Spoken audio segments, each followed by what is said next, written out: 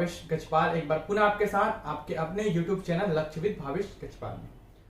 तो चलिए शुरू करते हैं आज से जियोग्राफी का नया टॉपिक, नया सीरीज। आज जियोग्राफी का फर्स्ट डेमो क्लास डलने वाला है। इसके बाद मैं और भी अन्य क्लासेस भी जियोग्राफी के लिए डालूंगा।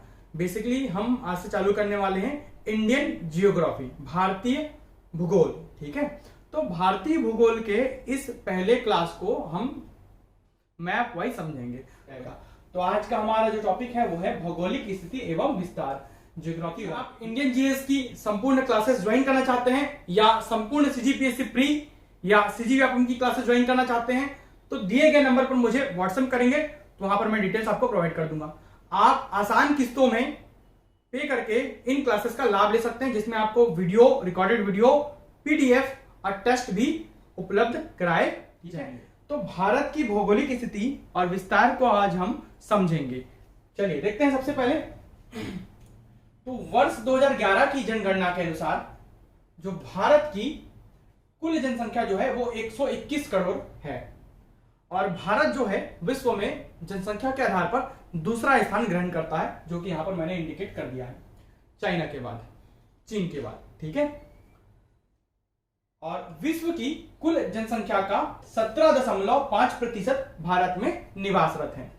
100% में से 17.5% जनसंख्या भारत में निवास है विश्व की। क्षेत्रफल की दृष्टि से भारत का जो क्षेत्रफल है वो 32,87,263 वर्ग किलोमीटर क्षेत्रफल में फैला हुआ है। संपूर्ण विश्व के क्षेत्रफल का 2.4% यह कवर करता है ना। जितना भी विश्व का क्षेत्रफल है उसका 2.4% भारत का क्षेत्रफल है। रूस, कनाडा, चीन, यूएसए मतलब अमेरिका, ब्राजील, ऑस्ट्रेलिया के बाद भारत 7वें स्थान पर है क्षेत्रफल की दृष्टि से विश्व के बाकी देशों की तुलना में। तो क्षेत्रफल की दृष्टि से विश्व में 7वां स्थान रखता है भारत। एशिया में दूसरा स्थान चाइना के बाद, चाइना का क्षेत्रफल सबसे बड़ा है एशिया महाद्वीप में। दक्षिण एशिया में प्रथम स्थान रखता है भारत। ठीक है, अब बढ़ते हैं स्थिति और विस्तार की, जैसा कि आप मैप को देख पा रहे हैं। तो सबसे पहले अक्षांशी और देशांतरी विस्तार को हम समझ लेते हैं। ठीक है, तो यदि मैं वर्ल्ड मैप मानूं, भारत विश्व का नक्शा मानूं, तो ये आपका 0 डिग्री देशांतर रेखा होगा जो कि ग्रीनविच से जाता है। ठीक है, और ये आपका 0 डिग्री अक्षांश रेखा है। क्या ये 0 डिग्री अक्षांश रेखा?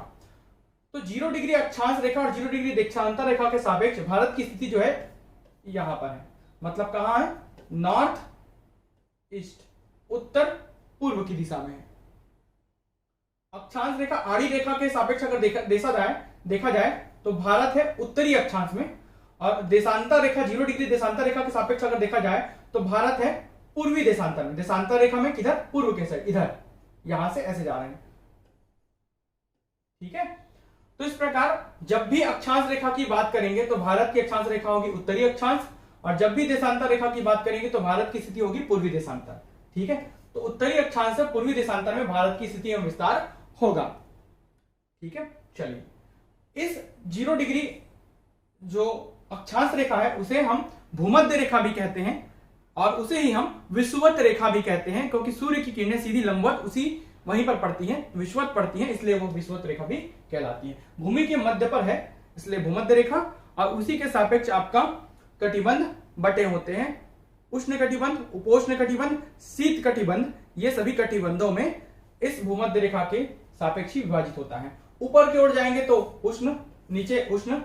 ठीक है, ये पूरा उष्ण कटिबंध वाला इलाका। थोड़ा और ऊपर जाएंगे तो उपोष्ण कटिबंध, और थोड़ा ध्रुवों की ओर जाएंगे, जब नॉर्थ और साउथ पोल की ओर जाएंगे तो शीत कटिबंध वाला क्षेत्र आपको देखने मिलेगा इस विश्व के मैप में। बात करते हैं भारत की। चलिए, तो भारत की स्थिति में विस्तार, अक्षांशीय विस्तार जैसा कि आप देख पा रहे हैं, तो 8 डिग्री 4 मिनट से लेकर 37 डिग्री 6 मिनट तक उत्तरी अक्षांश पर भारत फैला हुआ है। ठीक है, मतलब ये 8 डिग्री 4 मिनट भारत के सीमा पर या भारतीय भूभाग पर जो दक्षिणतम बिंदु है 8 डिग्री 4 मिनट पर, वो है कन्याकुमारी, केप कैमोरिन। क्या है भाई? Cape Comorin. ठीक है। भारत की मुख्य भूमि पर दक्षिणतम बिंदु जहां पर आपका उत्तरी अक्षांश रेखा जो जाती है वो कौन सी है? 8 डिग्री 4 मिनट वाली रेखा जाती है। जब इसका अक्षांशीय विस्तार देखेंगे तो 8 डिग्री 9, 10, 11, 12 ऐसे करके हम जैसे ही ऊपर बढ़ते जाएंगे तो यहां तक जब पहुंचेंगे तो यह है 37 डिग्री 6 मिनट उत्तरी अक्षांश रेखा। 37 डिग्री 6 मिनट उत्तरी अक्षांश। ये 8 डिग्री 4 मिनट, ये भी क्या है? उत्तरी अक्षांश रेखा है। ठीक है। तो 37 डिग्री 6 मिनट उत्तरी अक्षांश रेखा जो भारत के उत्तरी बिंदु, ये दक्षिणतम बिंदु हो गया, तो उत्तरतम बिंदु कहां से जाती है? इंदिरा कॉल से जाती है। ठीक है। इंदिरा कॉल कहां है? लद्दाख में, उत्तरतम बिंदु। ठीक है। भारत का सबसे उत्तरतम बिंदु 37 डिग्री 6 मिनट जो रेखा जाती है उत्तरी अक्षांश रेखा, आड़ी रेखाओं को अक्षांश रेखा और खड़ी रेखाओं को देशांतर रेखा हम कहेंगे, तो इंदिरा कॉल लद्दाख से होकर जाती है। अब बात करें देशांतर रेखा की। ठीक है। तो इस जो 0 डिग्री देशांतर रेखा है उसके सापेक्ष हम पूर्व में बढ़ते जाएंगे, पूर्व की दिशा में, इसलिए पूर्वी देशांतर लिखा आएगा। और इस 0 डिग्री अक्षांश रेखा के सापेक्ष हम लोग उत्तर में बढ़ते जाते हैं, इसलिए भारत ऊपर है ना इस अक्षांश रेखा के, इसलिए उत्तरी अक्षांश लिखा आएगा हर बार। तो ये और ये खड़ी लाइनें पूर्वी देशांतर लिखाएंगी, नीचे और ऊपर वाली लाइनें हमेशा उत्तरी अक्षांश रेखा ही कहलाएंगी। ठीक है। चलिए समझते हैं अब देशांतर रेखा को। तो देशांतरी विस्तार जो है वो 68 डिग्री 7 मिनट से 97 डिग्री 25 मिनट तक पूर्वी देशांतर तक फैला हुआ है भारत का। ठीक है। तो ये जो रेखा है ये कहलाएगा आपका पूर्वी देशांतर रेखा। तो पूर्वी देशांतर रेखा कितना? 68 डिग्री 7 मिनट वाला पूर्वी देशांतर रेखा जो कि भारत के पश्चिम में है। तो पश्चिमी देशांतर नहीं बोलेंगे क्योंकि इस 0 डिग्री के सापेक्ष वो पूर्व में है, इसलिए वो पूर्वी देशांतर ही कहलाएगा, हालांकि भारत के पश्चिम में है। तो भारत के पश्चिमतम बिंदु या पश्चिमी बिंदु में जो पूर्वी देशांतर रेखा जाती है 68 डिग्री 7 मिनट वाली, वो गौरमोता, गुजरात के कच्छ के रण के गौरमोता से होकर गुजरती है, या गुहार मोती भी इसे कहते हैं। गौरमोता या गुहार मोती इसे कहा जाता है। भारत का सबसे पश्चिमी बिंदु या पश्चिमतम बिंदु। ठीक है। अब अगर बात करें सबसे पूर्वी बिंदु की, ये वाली जो रेखा है ये भी आपके कहलाएगी पूर्वी देशांतर रेखा। खड़ी रेखा है भारत में, पूर्वी देशांतर रेखा ही कहलाएंगी। तो पूर्वी देशांतर रेखा जो कि 97 डिग्री 25 मिनट 97 डिग्री 25 मिनट वाली पूर्वी देशांतर रेखा है, वो भारत के सबसे पश्चिमी बिंदु, सबसे पूर्वी बिंदु किबिथु अरुणाचल प्रदेश से होकर गुजरती है।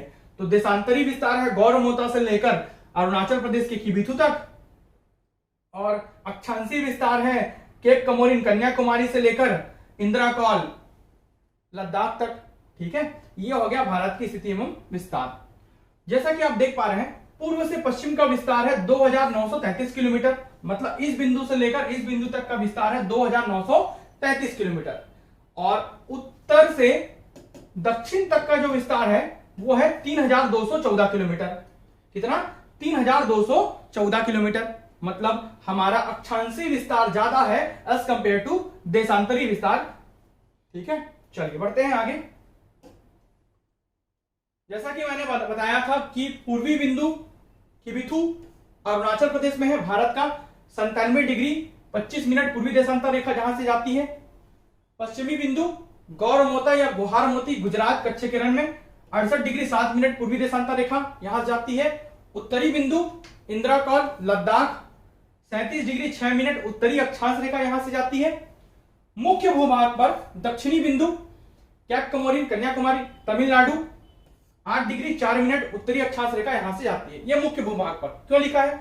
अब यहां पर एक और लिखा है सुदूर दक्षिणी बिंदु, क्योंकि भारत का विस्तार केवल कन्याकुमारी तक थोड़ी है। अंडमान निकोबार द्वीप समूह अगर आप देखें मैप में तो अंडमान निकोबार यहां से कंपैरिजन में अंडमान निकोबार के जो द्वीप समूह का जो अंतिम बिंदु है वो इसके कंपैरिजन में और आगे है। तो अगर पूछ देगा कि सुदूर दक्षिण बिंदु भारत का मुख्य भूभाग पर नहीं, दूर सबसे दूर वाला मुख्य भूभाग पर, तो यह है भारत के नक्शे में, लेकिन उस भारत के नक्शे में अंडमान निकोबार द्वीप समूह भी आता है भारत के अंदर, तो उसका वो जो बिंदु है वो सुदूर बिंदु होगा, सबसे दूर वाला। तो सुदूर दक्षिणी बिंदु कहलाएगा वो है इंदिरा पॉइंट वृहद निकोबार पर। अब यहाँ पर एक बात समझना है, जो ये लिखा हूं नोट पॉइंट, क्या लिखा हूं भाई, भारत का सबसे पहले दक्षिणतम बिंदु जो था वो इंदिरा पॉइंट था वृहद निकोबार पर।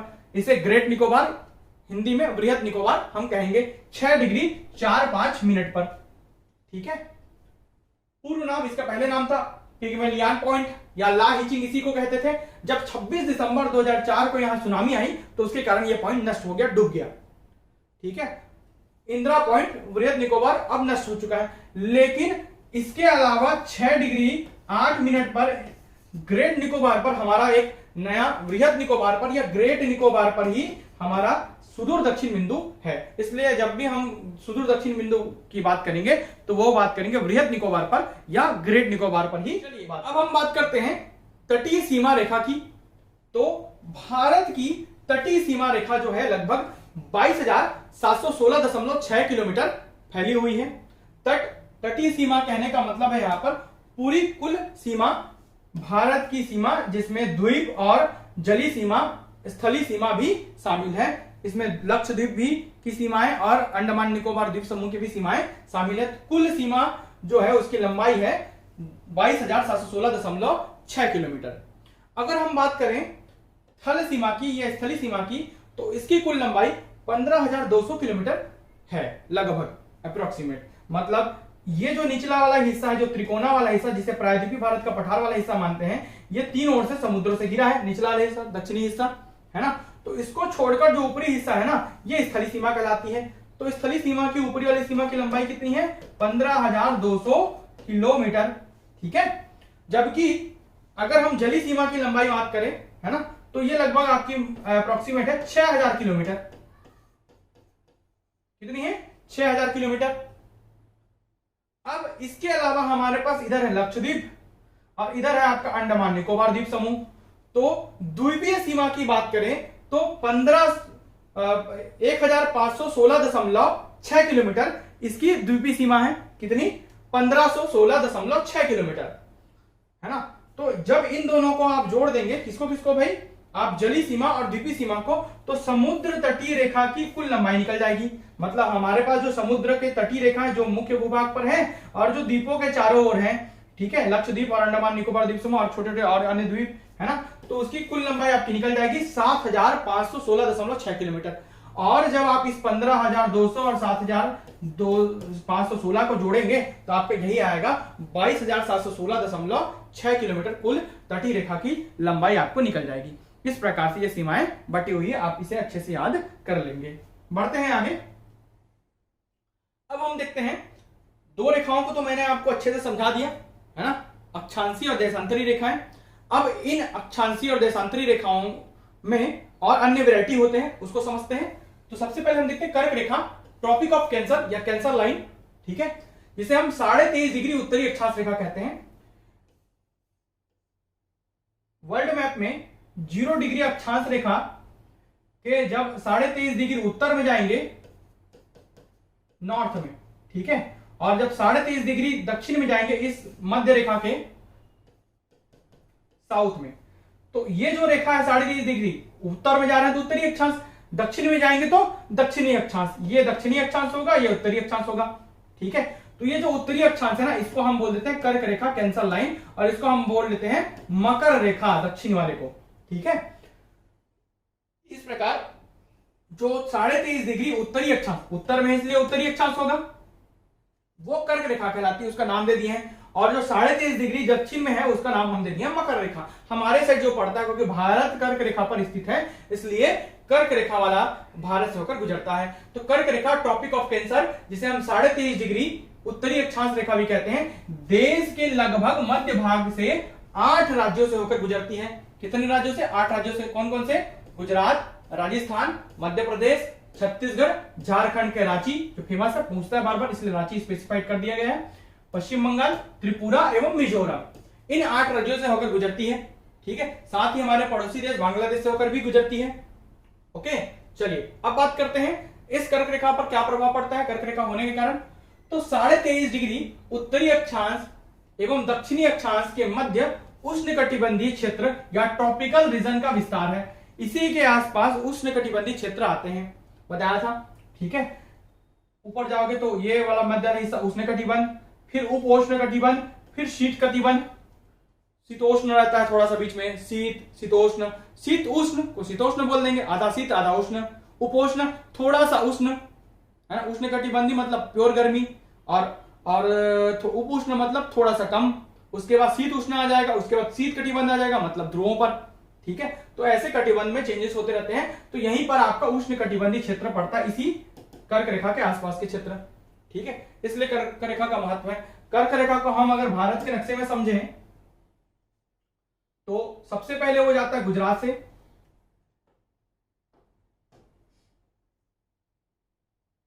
गुजरात, फिर राजस्थान, फिर मध्य प्रदेश, फिर छत्तीसगढ़, झारखंड, पश्चिम बंगाल, त्रिपुरा, मिजोरम, बांग्लादेश बीच में, ये होते हुए कुल 8 राज्यों से होकर गुजरता है। 1 2 3 4 5 6 7 त्रिपुरा और 8 मिजोरम से होकर गुजरता है।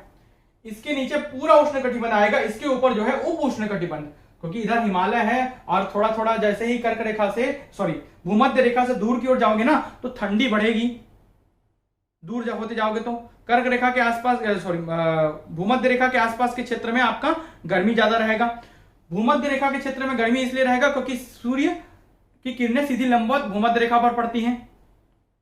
ठीक है, जितना ज्यादा सूर्य की किरणें पड़ेंगी वहां पर के आसपास का समुद्र का पानी उतना ही भाप बनेगा, और भाप बनेगा तो लो प्रेशर एरिया वहां पर डेवलप हो जाएगा, तो आसपास के एरिया में क्या होगा, बरसात होगा, है ना, ह्यूमिडिटी ज्यादा रहेगी, बरसात भी वहीं पर ज्यादा होगा, तो वहां पर उमस भी उतना ही रहेगा, और उमस होने के कारण वहां पर उतना ही बरसात भी रहेगा, क्योंकि वहां पर का आसपास का समुद्रों का जल भाप बन रहा है। तो बरसात भी इसलिए भूमध्य रेखा के आसपास के क्षेत्रों में ज्यादा होती है। ठीक है, चलिए ऊपर उपोष्ण, नीचे वाला उष्ण कटिबंध। ठीक है, क्योंकि कर्क रेखा के इधर मान लो आपका भूमध्य रेखा है 0 डिग्री, अक्षांश रेखा जिसे हम भूमध्य रेखा कहते हैं, तो इसके पास के क्षेत्र अधिकतर उष्ण कटिबंध होते हैं। ये कर्क रेखा है, इसके ऊपर के क्षेत्र जो है थोड़ा उप उष्ण कटिबंध के क्षेत्र कहलाते हैं। ऊपर थोड़ा हो जाएंगे तो शीतोष्ण कटिबंध या शीत कटिबंध वाला क्षेत्र आता जाएगा, क्योंकि ऊपर ठंडा बढ़ते जाएगा। जैसे रशिया तक जाएंगे तो शीत कटिबंध का क्षेत्र आपको मिल जाएगा। ठीक है, चलिए आगे बढ़ते हैं अब हम। तो वही बताया गया है यहां पर कि कर्क रेखा जिसे 23.5 डिग्री उत्तरी अक्षांश रेखा कहते हैं, भारत को लगभग 2 बराबर भागों में, मतलब उत्तर भारत और दक्षिणी भारत में बांटती है, जैसा कि आपने मैप में देख रखा है। ठीक है, जिसका दक्षिणी हिस्सा जो है उष्ण कटिबंध और उत्तरी हिस्सा उपोष्ण कटिबंध या कोष्ण शीतोष्ण कटिबंध कहलाता है। कोष्ण शीतोष्ण को ही उपोष्ण कहते हैं, कंफ्यूज नहीं होइएगा, कहलाता है। अतः भारत का जो विस्तार है उष्ण और उपोष्ण दोनों कटिबंध में है। एक और आंसर आपको मिल जाएगा, भारत का इस विस्तार किस कटिबंध में है, तो उष्ण और उपोष्ण। पूरा उष्ण गर्मी वाला और थोड़ा सा उष्ण उप उष्ण, उप मतलब सब, उप उष्ण कटिबंध में है। अधिक अक्षांशीय विस्तार का प्रभाव दिन और रात पर पड़ता है। अक्षांश में फैला हुआ है तो दिन और रात पर इसका प्रभाव पड़ता है, ये आप याद रखेंगे, ये नोट पॉइंट है, इंपॉर्टेंट पॉइंट है। अब बढ़ते हैं हम आगे, तो अब देखते हैं हम देशांतरी विस्तार का प्रभाव भारत पर क्या पड़ता है। तो 82.5 अंश पूर्वी देशांतर रेखा जो कि प्रयागराज, इलाहाबाद का नाम प्रयागराज हो गया, के निकट मिर्जापुर से होकर जाता है। कहने का मतलब है नैनी नामक जगह है, वहां से होकर जाता है, मिर्जापुर नैनी। ठीक है, होकर गुजरती है। इस देशांतर रेखा जिसे याम्योत्तर रेखा को भारत की मानक समय रेखा कहते हैं, मानक देशांतर समय रेखा कहा जाता है इसे। ठीक है, क्या कहा जाता है, मानक समय रेखा, इंडियन स्टैंडर्ड टाइमलाइन कहा जाता है, आईएसटी कहा जाता है। इसी के सापेक्ष ये भारत को 2 मध्य से खड़े से, मतलब आपका कॉलम से 2 भागों में डिवाइड कर देता है, मध्य में स्थित है। इसी के सापेक्ष हम समय का निर्धारण कर पाते हैं, तो देशांतर रेखा के सापेक्ष ही हम समय देखते हैं।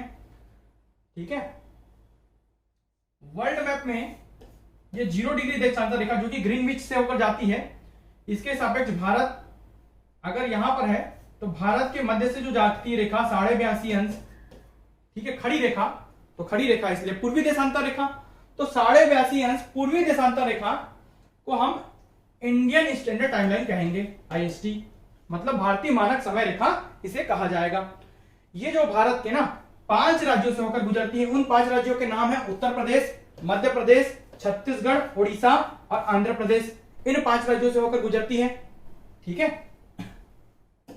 किससे किससे? आपका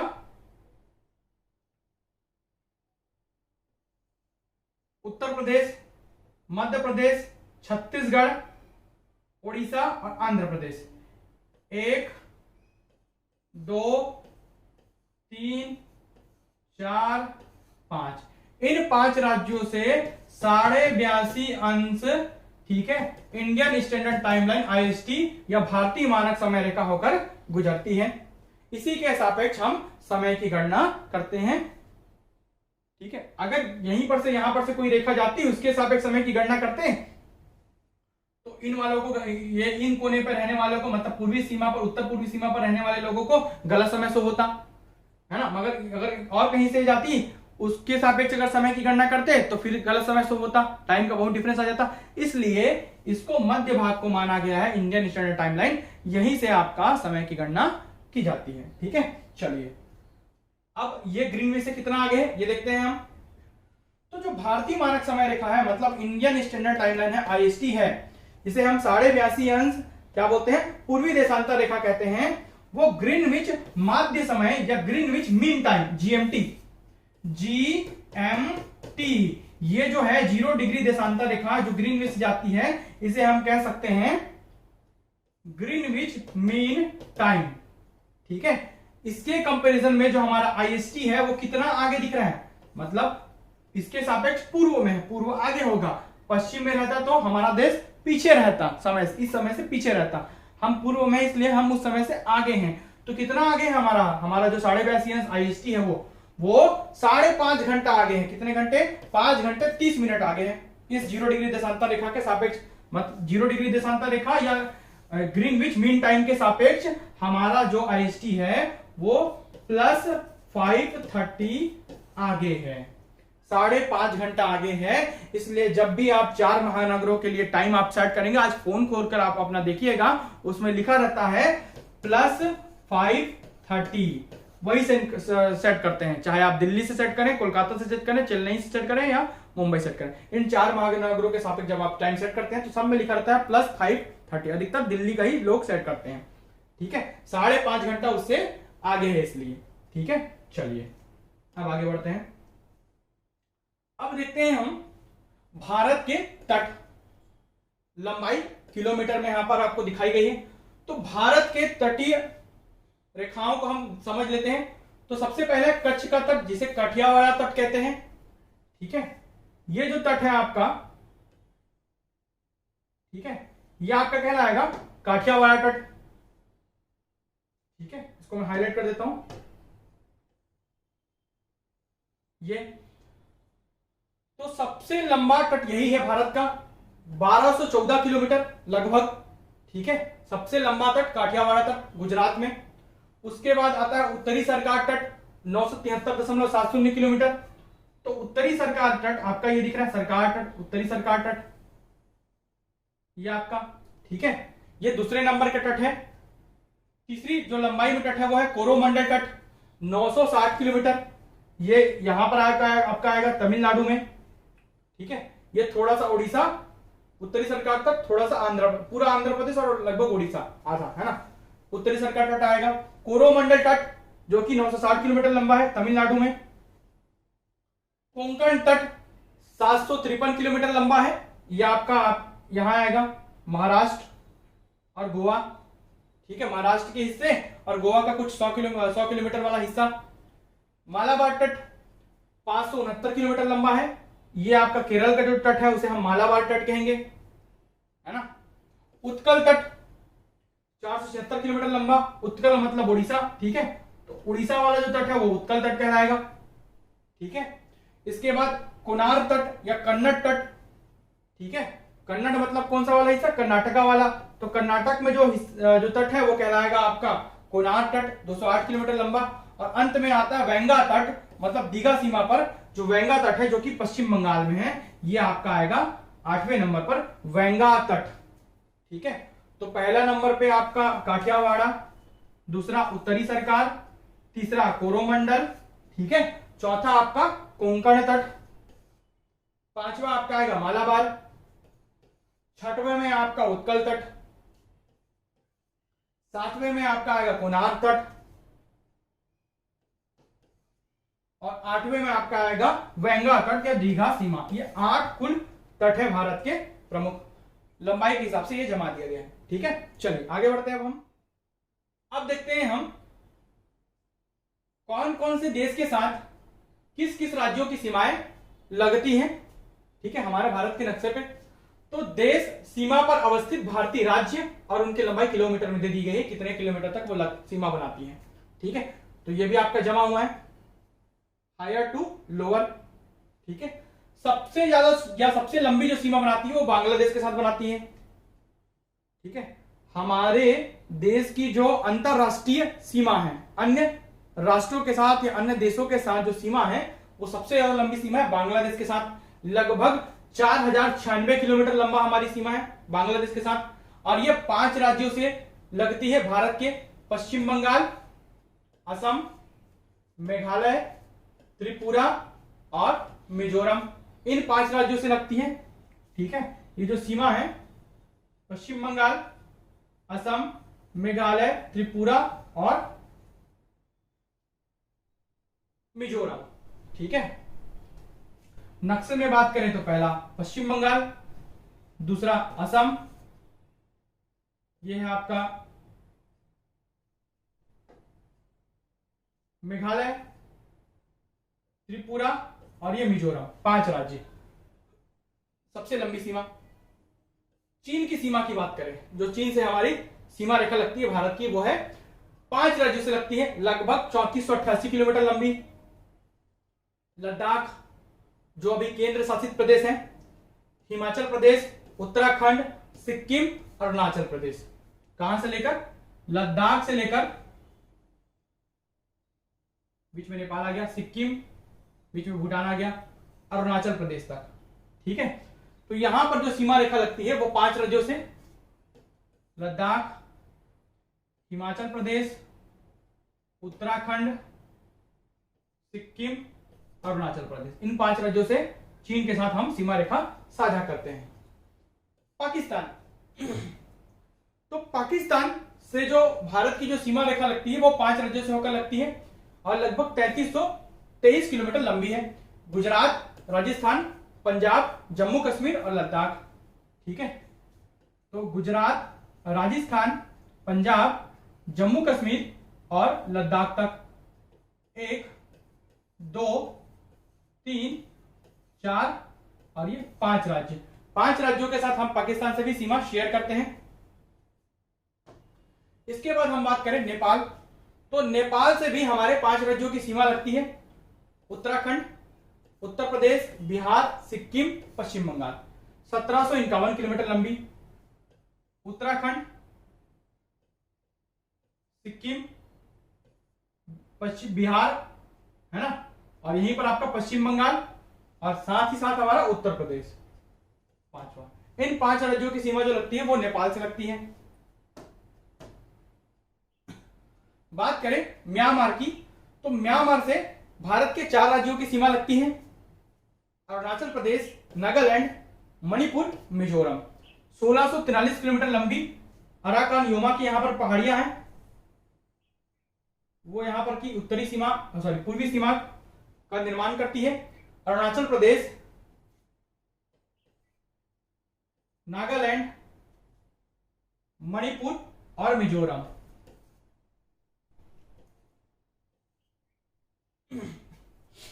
तो ये 4 राज्य के साथ हम सीमा बनाते हैं।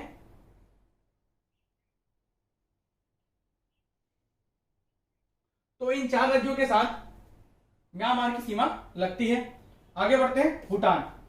भूटान भी भारत के 4 राज्यों के साथ सीमा साझा करता है, सिक्किम, पश्चिम बंगाल, असम, अरुणाचल प्रदेश। तो ये भूटान वाला इलाका है, यहां पर 1 2 3 और ये 4 जो राज्य हैं भारत के, राज्य और केंद्र शासित प्रदेश, इनसे ये सीमा साझा करती है। अफगानिस्तान,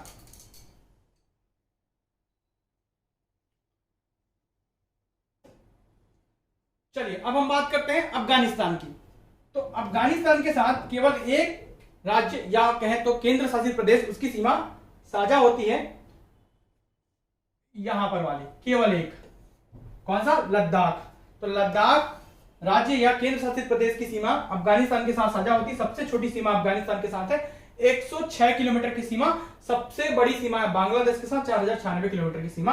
केवल यही दोनों याद करना है। और कुल इन सीमा रेखा की लंबाई हो गई 15,106.7 किलोमीटर की। ये कुल सीमा रेखा का निर्माण करते हैं स्थलीय सीमा मुख्य भूभाग पर, जली नहीं। अभी जली सीमा है, आगे हम पढ़ते जाएंगे। चलिए अब हम बात करते हैं सीमाओं के नामकरण की। अब आपको देख रहे हैं यहां पर सीमाओं के नाम कैसे रखे गए हैं या किस प्रकार उनका ऐतिहासिक विकास हुआ है। चलिए अब हम बात करते हैं सीमा रेखा के नामों की।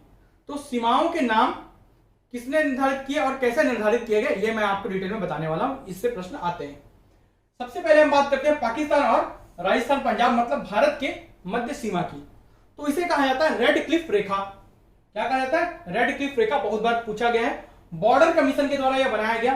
कब बनाया गया, 17 अगस्त 1947 को। किसके द्वारा, सर रेड क्लिफ द्वारा। ये हेड थे। तब इन्होंने विभाजन किया भारत और पाकिस्तान के सीमाओं का। ठीक है। तब के समय में ये जो बांग्लादेश अभी जो कहलाता है वो पूर्वी पाकिस्तान कहलाता था, जिसे हमने 1972 के युद्ध के बाद, ठीक है, आजाद करवाया था, कह सकते हैं। तो भारत विभाजन के समय बांग्लादेश पूर्वी पाकिस्तान कहलाता था, अर्थात भारत और बांग्लादेश की सीमा भी रेड क्लिफ कहलाता है। ठीक है, क्योंकि तब उसका ये पाकिस्तान कहलाता था, पूर्वी पाकिस्तान।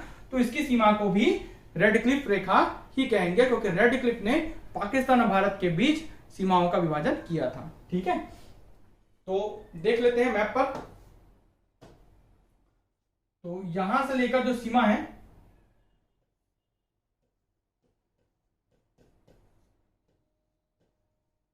ये रेड क्लिफ कहलाती है। और यहां पर की जो सीमा है ये भी क्या कहलाती है,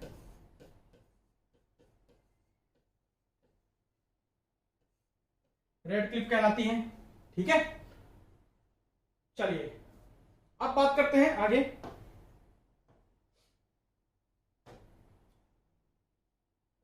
गुजरात के कच्छ के रण क्षेत्र में जो सीमा है पाकिस्तान के साथ, वो क्या कहलाएगा, तो इसे हम कहेंगे सरक्रिक रेखा। ये 1914 से इस रेखा का नामकरण हुआ। किसके द्वारा, सरक्रिक के द्वारा। वर्तमान में ये जो है ना विवाद का कारण है। तो जब भी पूछे गुजरात और पाकिस्तान के मध्य ये यहां पर जो सीमा है वो क्या कहलाती है, सीमा रेखा जो कहलाती है वो कहलाती है सरक्रिक रेखा। क्या कहलाती है, सरक्रिक रेखा 1914 से। ठीक है, चलिए बात करते हैं आगे। तो पीओके और लद्दाख, पाक ऑक्यूपाइड कश्मीर, पाक अधिकृत कश्मीर और हमारा जो केंद्र शासित प्रदेश है लद्दाख, उनके बीच की सीमा को हम कहते हैं LOC, line of control. LOC, line of control. ठीक है, मैप में देखा जाए तो ये वाला जो हिस्सा है ये कहलाता है एलओसी, लाइन ऑफ कंट्रोल। और ये वाला इस हिस्से को जो पाक ने हथियार रखा है उसे हम कहेंगे पाक ऑक्यूपाइड कश्मीर, पाक के द्वारा अधीनस्थ किया हुआ कश्मीर। ठीक है, और वहां पर जो रेखा हमने खींची है, बॉर्डर बनाया है, वो कहलाता है एलओसी। ये कब हुआ, ये हुआ शिमला समझौते के तहत। ठीक है, तो 1972 में शिमला समझौते के तहत एलओसी, लाइन ऑफ कंट्रोल, बनाया गया था और युद्ध विराम की घोषणा की गई थी उसी समय से। और आजकल अभी कुछ सालों में युद्ध विराम बहुत सारे तोड़े गए हैं, सीज फायर का उल्लंघन किया गया है। चलिए अब बढ़ते हैं आगे। आगे हम देखते हैं भारत चीन पर जो सीमा है सियाचिन ग्लेशियर बनाता है। ठीक है, तो लद्दाख में यहां पर पूरा ग्लेशियर है। ठीक है, जो कि विश्व का सबसे ऊंचा रण है, मतलब इतना फ्लैट है कि रण जैसा दिखता है। 78 किलोमीटर बर्फ का पिंड स्थित है यहां पर। और ये भारत चीन की सीमा पर है सियाचिन ग्लेशियर। ठीक है, यहां पर एक सीमा हो गई। भारत व चीन के मध्य उत्तर पूर्व में अरुणाचल प्रदेश व सिक्किम है।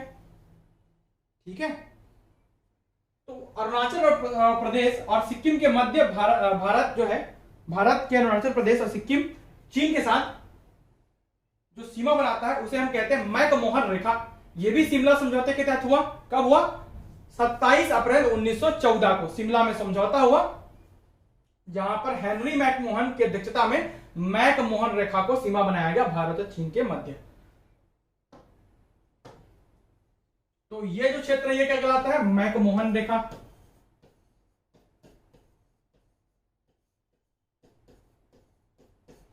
ठीक, चलिए बढ़ते हैं आगे। तो भारत और चीन के मध्य और जो सीमाएं हैं, मतलब भारत के लद्दाख और चाइना के तिब्बत, इसके मध्य जो सीमा है उसे हम कहते हैं डोंगरा लद्दाख रेखा। डोंगरा लद्दाख रेखा, ठीक है। तो यदि आपको पूछा जाए तो डोंगरा लद्दाख क्षेत्र कहां है, तो यहां पर है। इसे हम कहते हैं डोंगरा लद्दाख सीमा, भारत और चाइना के मध्य, ठीक है। बढ़ते हैं आगे। तो भारत और चीन के मध्य जो मिडिल वाला हिस्सा है वो वाटर डिवाइड्स है, मतलब मध्य भाग जो है पानी से द्वारा विभाजित है। यहां पर नदियां बहती हैं, सिंधु, ब्रह्मपुत्र, और बीच में नेपाल का हिस्सा है। तो ये जो हिस्सा है ये कहलाता है वाटर डिवाइड वाला हिस्सा, मतलब पानी द्वारा विभाजित है भारत और चीन की सीमाएं, ठीक है। चलिए, नदियां बहती है वहां पर। आगे बढ़ते हैं। भारत और अफगानिस्तान के मध्य तो सर हेनरी डुरंड के द्वारा 1896 में डुरंड रेखा खींची गई है। वर्तमान में यह जो है पीओके के अंतर्गत आता है, पाक ऑक्यूपाइड कश्मीर के अंतर्गत आता है। तो यहां पर जो रेखा है वो कहलाती है डुरंड रेखा। क्या कहलाती है? डुरंड रेखा। हेनरी डुरंड के द्वारा कब? 1896 में, 1896 में। ये पीओके के अंतर्गत आएगा। अभी LOC line of actual control के ऊपर है, मतलब पीओके, इसके अंतर्गत आती है ये सीमा, ठीक है। ये भी हमारा हिस्सा है। अब बढ़ते हैं आगे। भारत और ऑक्साई चीन, ठीक है, यहां पर बच गया हिस्सा। तो इतना हिस्सा भी चाइना ने हथिया लिया है 1962 के युद्ध के बाद से। तो भारत ऑक्साई चीन, यहां पर की जो सीमा है वो कहलाता है एलएसी। क्या कहलाता है? एलएसी। ये एलओसी, ये एलएसी। एलओसी मतलब लाइन ऑफ कंट्रोल और line of actual control, LAC. तो एलओसी इधर है और एलएसी इधर है। इस क्षेत्र को हम बोलते हैं ऑक्साई चीन।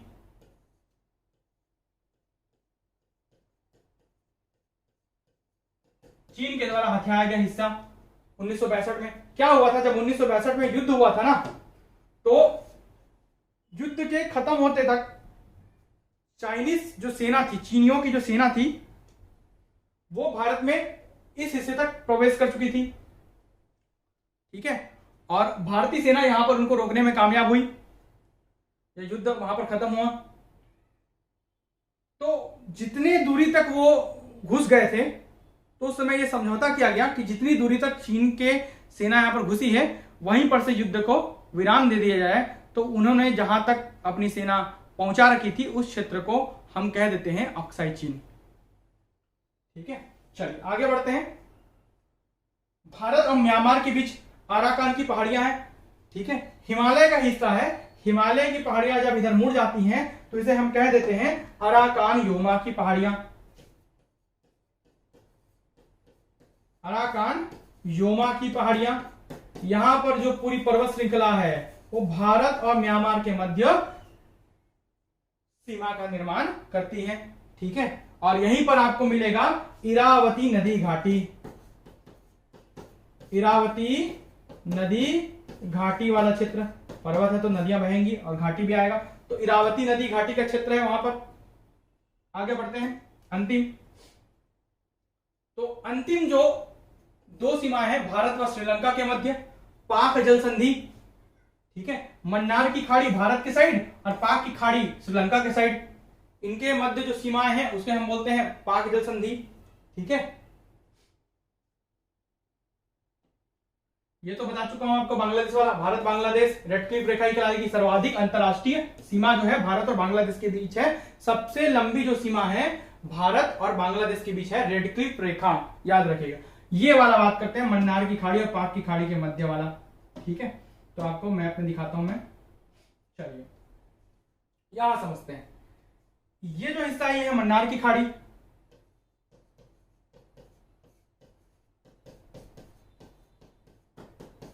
और इधर वाला जो हिस्सा है ये पाक खाड़ी, पाकिस्तान वाला नहीं भाई, पाक पवित्र वाला है ना। इसी के मध्य जो सीमा है, ठीक है, उसे हम बोलते हैं पाक जल संधि। क्या कहते हैं? पाक जल संधि। ठीक है, ये भारत और श्रीलंका के मध्य सीमा का निर्माण करती है। ठीक है, चलिए इस प्रकार इंडियन ज्योग्राफी का ये जो फर्स्ट स्लाइड है वो यहीं पर समाप्त होता है। मतलब पहला जो पार्ट है ज्योग्राफी का, भारत की स्थिति विस्तार और उनकी सीमाएं, यहीं पर समाप्त होता है। आई होप ये वीडियो आपको पसंद आया होगा। यदि वीडियो पसंद आता है लाइक जरूर करें। इसके अलावा हमारी ऑनलाइन क्लासेस जो इंडियन जीएस की है वो पूरी स्टार्ट हो चुकी हैं। आप उस क्लास में ज्वाइन कर सकते हैं। दिए गए नंबर पर आप मुझे व्हाट्सएप करेंगे तो मैं आपको डिटेल्स दे दूंगा। ठीक है, इसके अलावा सीजीपीएससी प्री और सीजी व्यापम की संपूर्ण क्लासेस चालू हो चुकी हैं, उसके डिटेल्स भी आपको इसी नंबर पर दे दिए जाएंगे। वीडियो में अंत तक बने रहने के लिए बहुत बहुत धन्यवाद।